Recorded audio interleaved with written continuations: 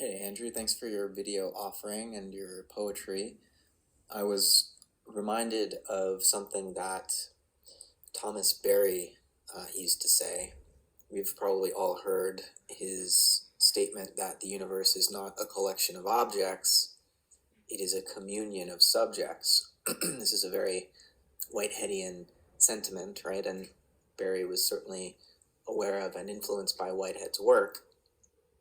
But Berry also used to say something um, that it's an obvious, or it should be an obvious ethical precept that we shouldn't treat people as things. And he would extend that further by saying that we shouldn't treat animals as things or plants as things. And then the poet Drew Dellinger relates this story of being in class with Thomas Berry in the early 90s, and at one point when Berry was making this ethical statement, trying to widen the circle of our ethical relations, not just to all people, all humans, but to all plants and animals. Berry then goes a step further and says we shouldn't even treat a thing as a thing, because indeed, in a process relational cosmos, in a universe like Thomas Berry's or like Whitehead's, where experience, creative experience,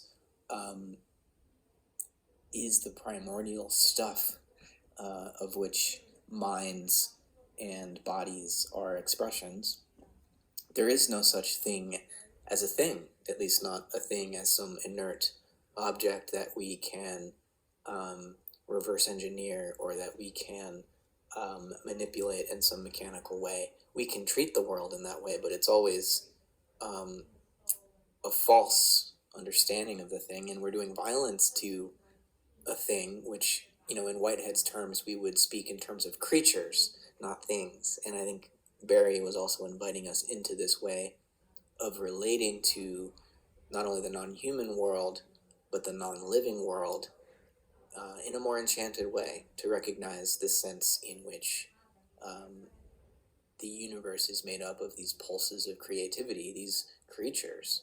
And I like to think of, Wright as a process philosopher, right? So everything's about becoming, but at the same time, he wants to make room for being, for beings, for individual beings, and for the divine being. But we can understand being as a verb, right? The ing is right there, being. In a similar way, thing, if we recognize it more as a process of expression, that there is still some interiority in the simplest of things that's trying to communicate itself to us, then maybe we can come into relationship with the seemingly inanimate non-human world and non-living world. We can come into relationship in a way that allows it to express its perhaps modest but still present form of interiority.